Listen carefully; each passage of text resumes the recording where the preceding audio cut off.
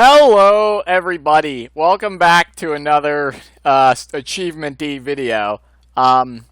If you aren't aware, I've made two videos cataloging my Steam achievement hunting endeavors. I don't know why I'm talking like that right now. I don't use these words, but anyhow, those videos both did really good. I'm up to like 230 something perfect games on Steam.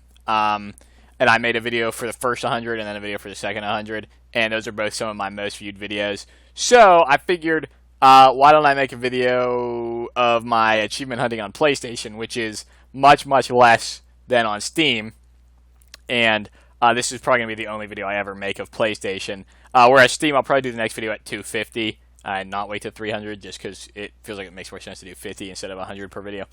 But anyways, today I'm just going to be kind of doing that same thing I did with those Steam videos and going through each of my PlayStation Platinums. As you can see, I have 33. And if you're like, why are you doing it at such a specific number? Like, why not wait till like 50 or like even like 35? The reason is in the last in the last 2 years, I've gotten 3. So like, if I waited till any like other number, it would be forever. So I'm just going to do it now. So yeah, I'm just going through Platinums today. I know it doesn't necessarily line up with my 100%. Like, I believe this means I have 28 100%. But yeah, today I'm just going over the Platinums. I'm going to go through them all starting from the oldest to the newest. And talking about each one briefly. There is a number of overlaps with Steam. But I'll talk about those ones again because you all might not have seen those videos. And but for the most part, I would say most of them are separate, and I'll kind of explain why.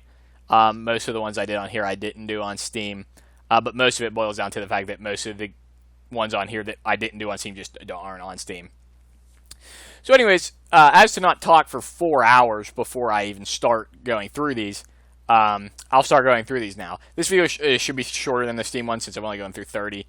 And to start off, we got Life is Strange.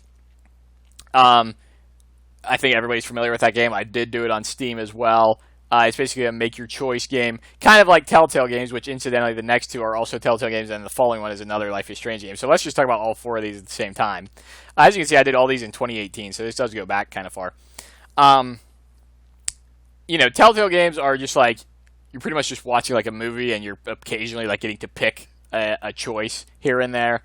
I do give Life is Strange, the first one, credit for having a brand new feature, is that you can rewind time. So if you make a choice, you're able to see the outcome of that choice, and then if you don't like it, rewind and pick a different option, which I think was ingenious for a choice-based game, because it like totally mixes stuff up. Like Telltale games, for the most part, you might make a choice, be like, oh, that was a stupid choice, but I'm stuck with it now. But Life is Strange, except for like one time in that game, you can always be like, oh, I didn't like how that turned out, let me pick the other option. So that's why, in my opinion, Life is Strange is probably like the best choice-based game ever, because it has its own thing.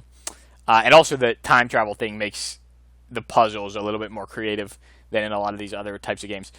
But as you can see, I did Life Before the Storm on here too, which is like the second game that comes out of the Life is Strange series. And we're up to 5 Life is Strange games now.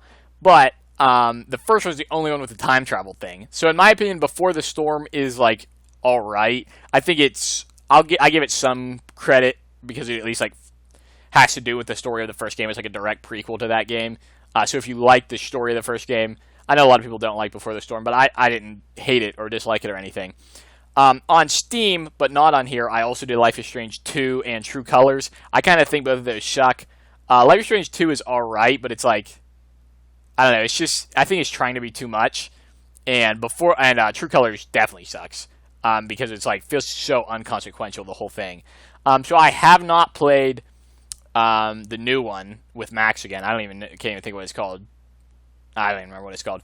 But I haven't played that one yet. I'm kind of hesitant to, because I feel like, and I know it reviewed poorly, I'm kind of hesitant to play it because I feel like I don't want it to retroactively change my opinion of the first game in a negative way. I know a lot of people are upset that Chloe's gone, regardless of how you ended the first game. Well, I guess specifically Chloe's gone if you chose to save her in the first game, which a lot of people were like, well, so that kind of defeats the whole purpose of the big choice I made at the end of the last game. But I've always been more of a saving the town at the end of the first game person. So the fact that Chloe would be dead and it would be dead in the new one, I don't even really. That's just like, yeah, duh. So I wouldn't mind that. But other than that, I just, based on what I felt about the other Life is Strange games, I really didn't feel like it would be a good idea to play the new one. But maybe I will eventually. But if I do, it'll be on Steam and not on here. So stay tuned for like a future Steam achievement video. Anyways, next we got MLB The Show 20. Spoiler alert, MLB The Show 20 through 25, which is 6 different ones, are all going to be on here. I play MLB The Show a ton every year, like 300 to 500 hours each year, which is like maybe, I shouldn't admit that. But I'm trying to look at these because these are all different. They're varying difficulties. 19 I didn't do because 19 was by far the most elaborate one to get the platinum for. I think this one's pretty easy because I didn't even I think I played 20 the least out of any of these, and I still got the platinum pretty easily. Yeah, just reading through this feels really easy. So yeah, 20 was a pretty easy one to get the platinum. I do the Diamond Dynasty and stuff every year, so most of the achievements come naturally.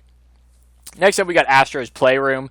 Everybody knows this game. It was a pack-in with the PS5. It's like a platformer. Really fun. It shows off a lot of the features of the controller and stuff, and it's a good introduction to the PS5. I think this game's been talked to death, so there's probably not much I can add, but yeah, this was really fun, I guess. At least really cool for like an intro to the PS5. I haven't played the new game. It's like a full-length game, just because, like I said, I don't really play on PlayStation much anymore. But, I don't know, I might do that eventually.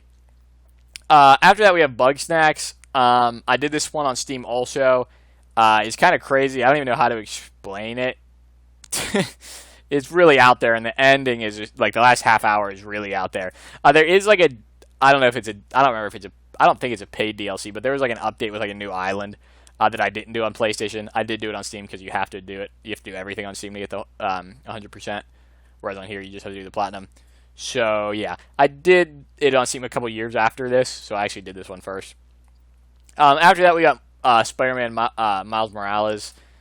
The first one's up here too, so I'll just talk about both of them again. I did both of those on Steam as well. They're both pretty fun. I'm playing Spider-Man 2 on Steam right now. I don't have it. It's not going to be on this list, but I am working on it on Steam right now, so I would say probably the next Steam video will have Spider-Man 2, but I already did these two on Steam also. They're both fun. Not really much more to add there, I don't think. Everybody's played them, I'm sure. But I think Miles Morales was a launch title for PS5, so that was probably why I played it at the time too. And Spider-Man, the first one, has like a bunch of DLCs, but I didn't have to do any of those because I was just getting the platinum, but on Steam, of course, I did. After that, we got Far Cry Primal, which, interestingly, is a 100% on here, and I do like this game, and it recently got achievements on Steam, so with all that put together, you'd be like, well, and also, it wasn't very hard on PlayStation. So with all that put together, you'd probably be like, well, you already own it on Steam, you liked getting the platinum, this is 100%, and it was pretty easy, so it must be pretty easy on Steam, right? No. For some reason, on PC, like it was on Uplay or whatever before it was on Steam, there's extra achievements that are, like, way harder. There's one for, like, doing the whole game on the hardest difficulty, and that difficulty is, like, a permadeath thing. It's like, why would I do that? Like, I don't really want to do that. So I'm not going to be doing that one on Steam, like, very likely I'm not going to. But I do like this game. I think it's underrated, and I did play it on Steam, like, long before there were achievements. I think I actually played it on Steam first. I think I played it on here because it was, like, on PS Plus or whatever. And this was before it even had achievements on Steam, so I'm like, well, I'll play it on here to, get a platinum. But yeah, I'm probably not going to do it on Steam just because, yeah, the achievements are a lot harder. After that, we got the show 21 and 22. If you guys want, I can give you my thoughts on the MLB The Show games, like each one. But like, I don't know if anybody who's watching this cares about that, because that's kind of like more of a niche thing. My opinion is 21 was by far the best MLB The Show game. Like, it's not even close, I would almost say. 22 was alright. 23 and 24 sucked because of the sets. If any of you play, you know what I'm talking about. 23 and 24 sucked. Were really bad. 23 especially. 23 was horrible, the Diamond Dicey. I still played it for like 300 hours, but I really did not like it very much compared to all the other ones. 22 was alright. That's when they got rid of the innings programs, and that's when they started with the featured program. And now this year they're back to kind of just the innings. But 22 was fine. Compared to 23 and 24, 22 is pretty good. And 20 I liked as well. If I had to... The ones I have the platinum for, if you wanted me to rank them real quick, I'd probably go best to worst. 21, 20, 22, 25, 24, 23. I think it's pretty safe. I didn't play 19 very much. So I wouldn't feel right ranking that one. But I'd probably put it above... I'd probably put it between 22 and 25, maybe. But sorry about all the... I don't know why I'm getting a bunch of Ukraine ads. I've never encountered that on this website before. Sorry about that. I'm kind of getting distracted.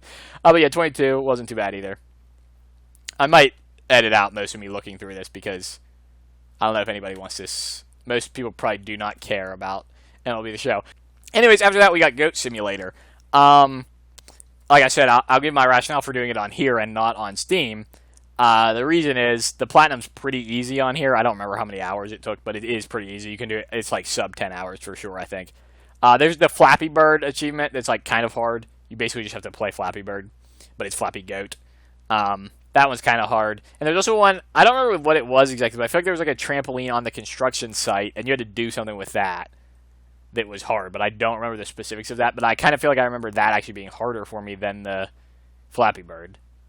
But I don't remember the specifics of that. Anyways, the reason I did it on Steam or on PlayStation and not on Steam is because there's a ton of achievements in this game outside of the base game. There's like a bunch of DLCs, and you have to pay for them all, and also the achievements in the DLCs are like way more convoluted than the base game. So like doing all that on Steam would kind of be a nightmare, and I have no interest in doing that. This is one that's like it's the odds that I ever do this one on Steam is millions to one. Because I do not want to do... I would never want to 100% this. Next up is Spider-Man. I already talked about that. And unlike Goat Simulator, I did get that one on Steam doing the 100% because those DLCs are fine. And not crazy like Goat Simulator. Anyways, after that, I got Goosebumps the game. If I'm going to be honest with you, I think this is just a point-and-click game. This was on PS Plus, and I saw that it's like pretty quick. I think it's maybe like 4 or 5 hours of gameplay. And I don't remember. It is also 50% platinum, so yeah, pretty easy. Don't remember the specifics, but it's a point-and-click game. And if you have a guide, it's pretty easy. Anyways, after that, we got What Remains of Edith Finch. I did this one on Steam. It's very straightforward. It's kind of like walking around. It's a story-based game. This is one you've probably heard of, maybe played. I didn't even realize this was a PS5 release. I could do this one on PS4, too. Well, if it's available on anything. I actually, this was a PS Plus game too. I didn't pay for it, but since for like 2020 through 2022, I was on like the highest tier of PS Plus. That was like $120 a year or whatever. So I had everything, and even before that, I had the PS Now and the PS Plus because I used to play PlayStation a lot more, and I got my money's worth out of the subscription. Sorry, I lost my train of thought there for a second because I had to step away for a second. But basically my point is, since they hiked the price of PS Plus, it's like I couldn't justify paying for the upgraded tier, especially because I don't play PlayStation that much anymore either. So I'm only on like PS Plus Essential now so that I can play MLB The Show online. So basically, stuff like this, these games that like I wouldn't have played if they weren't free, I probably wouldn't play anyways now because I wouldn't even have access to them. But yeah, anyways, after that we have Until Dawn. This is I think everyone knows this game too. It's kind of in the vein of Life is Strange, where you're making choices, but this one's more like there are right and wrong outcomes. Like, you want to not let people die. You want to try to get all 8 people through alive. And you also have to hold still your controller sometimes so people don't die. This was a fun platinum, not very long, maybe 10 to 12 to, I don't know, 10 to 15 hours at the most. And so, yeah, I would recommend that one. It was also in, like, the PS Plus collection or whatever that was, like, you permanently got, but I feel like that's probably discontinued now. But I don't know. Anyways, this is on Steam now, but it's the remake, or is it a remaster? I don't know. I think they call it a remake, but it feels more like a remaster. It's like, I don't know, man. I don't have it on Steam, but from what I've heard, it's like kind of stupid. They change a few scenes here and there. I don't know why. You can save Josh now and he's not a zombie. And also they got rid of the "Oh Death" song at the beginning, which is stupid. That's like the best part of the whole game. And also they got rid of the blue filter over everything, which is like, it's not until dawn if everything, when everything, it's not until dawn unless everything is blue. So, I don't know. I might do it on Steam eventually. I don't even own it on Steam, though. After that, we got the infamous Second Son and First Light. First Light kind of feels like it should be a DLC for Second Son or like an expansion. It's way shorter. I honestly don't remember much about this game. You're the dude. You have powers, and you're in like an open world. I don't remember like what the achievements consist of. Honestly, I don't remember much about these. Like, I remember, like, the premise of the game, but I don't remember the specifics of anything. This is when you play as the girl from the other one. Yeah, I don't know. These games aren't on Steam. That's why I did them on here. But, yeah. That's all I got to say about those, I guess. Anyways, next we have Injustice 2. I don't know why I'm scrolling up so high. Next up we have Injustice 2. This one was a long time coming. I do own this game on Steam, but I'm probably never going to do the achievements. Because, and I actually have the 100% on this too, which is crazy. I would have guessed I just had the platinum. But, there's like a lot to this. You have to get all the characters to level 20. To get the 100%, which I would have to do on Steam, you also have to get one character level 30. And then there's a bunch of online achievements that you have to do pretty specific stuff. So, I got 99% of the achievements for this game. Well, actually, I think I got all but one of the achievements for this game in like 2017, 2018 when this game came out. And so the online trophies weren't too bad then because, like, the specific stuff you could boost with somebody, like, I would just join a lobby and you could use the mic and be like, hey, buddy, could you let me kill you with one of Harley's dogs to win this fight? And so eventually someone was like, sure. And I'm like, thanks, dude, I needed the achievement. But now that it's 2025, I don't know that anybody's playing this game online anymore, which would make that much harder to do on Steam. And also, the big reason, and the one achievement that I didn't get in 2017, 2018, is the achievement where you have to do something with the cat call move that Catwoman has. But in order to get that move, you have to get it out of a loot box, and it's like one of the rarest drops in the game. So like thousands and thousands of loot boxes later, it took me forever to get it. It was actually down to like one of the last abilities I hadn't gotten. So that's why it took me forever to do that. And then like around this, like sometime in 2022, I got back into it, and like every day you can do a certain tower or something that gives you, I don't remember, it gave you a few loot boxes, or maybe it even gives you an ability.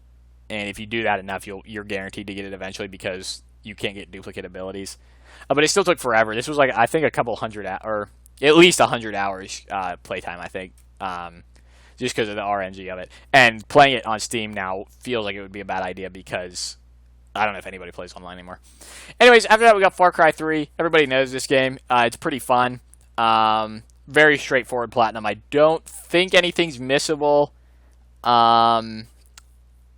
I don't think so. I don't know. Anyways, it is pretty easy. Most of it's just like get X number of collectibles. I don't even remember if you needed all of them or not, but it's pretty simple. It shows you stuff on the maps and stuff. Like almost all of these achievements you can do without any guide at all. There's just a few specific things, like you have to find the person that's like buried in the sand. That might be hard to do if you don't look it up. But other than that, yeah, most of the achievements are very easy. And spoiler alert, since the 200 achievement video on Steam, I have done this game on Steam and gotten all the achievements because they added achievements. Ubisoft added achievements to most of their games within the last year or 2 years or something. So I have done this game on Steam now as well. So in the next Steam video, it'll be on there. Anyways, after that, we got the Gardens Between. This is like a really straightforward puzzle game, but I don't remember at all like how to play it, so I can't tell you anything except it's a puzzle game. So moving on. After that, we got Jazzpunk. This was, I think, the very first 100% I ever got on Steam, like in 2015 or something. Go check out my first 100 video to see that. And links to both of those videos will be in the description of this one. But yeah, this is a really straightforward game. As you can see, I got the platinum in an hour and 45 minutes. It's hard. Another one that's kind of hard to explain, so just kind of check it out if you want to. After that, we got Arkham Asylum. I did this one on Steam. Also, I did it in 2020. Great game. Fairly easy platinum, especially compared to Arkham City and Arkham Knight, which I have both of those on Steam as well, but not on here. You just have to get all the Riddler trophies and then like do some challenges. Not really too hard. I think these are around like a 20-hour platinum. After that, we got the Show 23. Again, I don't even know why I'm going in these. These were all pretty easy. I don't know, man. But yeah, some of the achievements you have to go out of your way, but for the most part, not. Last Stop, I did this one on Steam as well. I believe in like 2021. This is kind of one where you have to make choices, and then there's some like little puzzle / mini games here and there. But I'll say again what I said in the Steam achievement video about this game. The last hour-ish, I don't remember how long actually, I would say about the last hour-ish of this game is insane and goes off the rails in a way you would never guess from playing the first 75% of this game. You will never guess where this game goes, and the last hour is the most insane ending of a game I've ever played in how out of left field the ending of this game is. It's kind of like there's a mystery element of like, oh, I wonder what's going on here. And the way they explain everything is so insane. I almost recommend you play it. I don't even really care for it.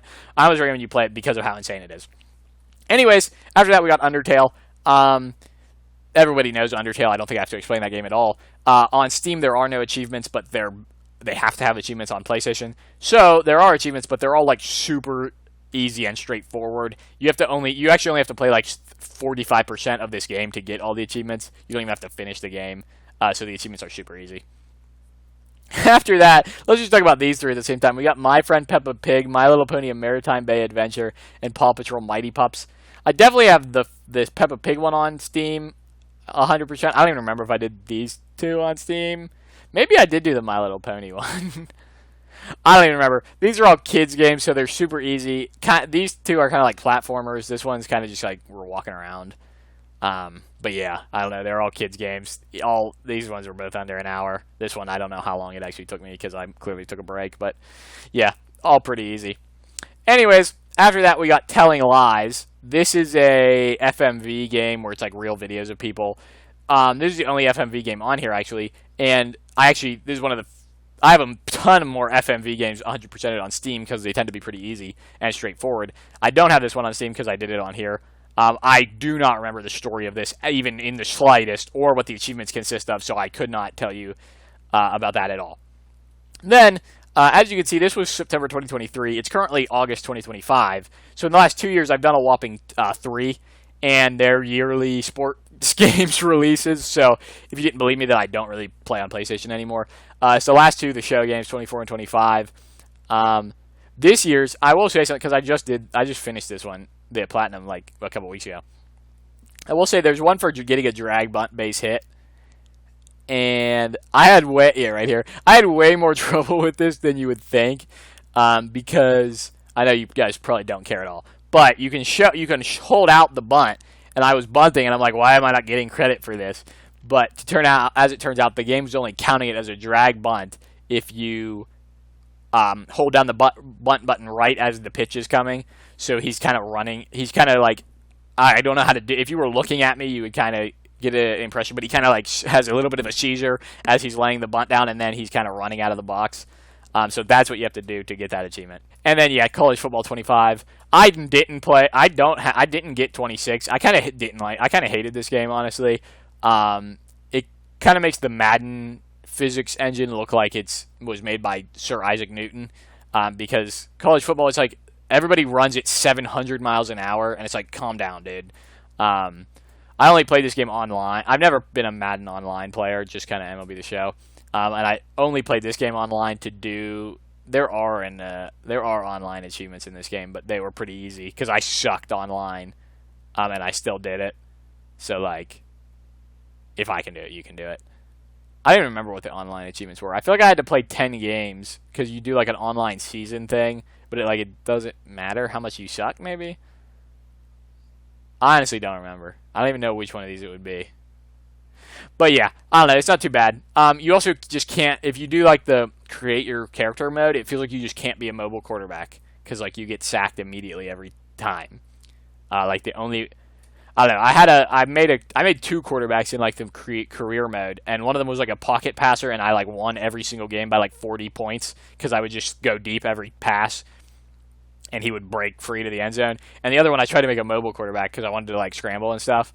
And like I lost every game because they get to you before you can even get out of the pocket, which isn't the case in Madden. Like if you play as Lamar Jackson in Madden, you can rush for 200 yards against the CPU every game. But anyways, yeah, this is probably gonna be the only video. Sorry to totally abruptly switch to ending this. This was almost certainly gonna be the only video I ever make of this, because in like 3 more years from now, probably the only new platinums I'll have are MLB The Show 26, 27, and 28. So, yeah, I don't know. I don't really play PlayStation so much anymore. But stay tuned because the Steam videos will keep coming. I did one for 100, one for 200. I think the next one's going to be 250. I feel like it'd be too much to wait for 300, and 250 is like a nice number. So I'm going to do one at 250. I'm at like 238 right now, so it shouldn't be too long. Maybe just a few months before that. Probably by the end of this year, like maybe December or maybe January at the latest. I don't know. And also those videos did good on views, and I think it's better when I can talk about each one for a little bit longer like I did with this, as opposed to trying to fit 100 into like an hour video. So yeah, thanks for watching. Like I said, the links to those other 2 videos, the Steam ones, will be in the description. If you want to watch those, please do. There's a lot more games, obviously, at a lot more than 100s, or 200 is a lot more than 33. So yeah, check those out. Leave a like if you like this, and subscribe if you want to see those Steam achievement videos in the future. But just to be totally straightforward, there's not going to be more PlayStation videos. So if that's all you're interested in, yeah, still give this one a like, please. But you don't have to subscribe because there's not going to be any more. But if you do want to see the Steam videos, subscribe. Those will be coming eventually. So yeah, thanks for watching, folks. I just felt like I'd make this because I have at least some on here. So yeah, thanks for watching. See ya.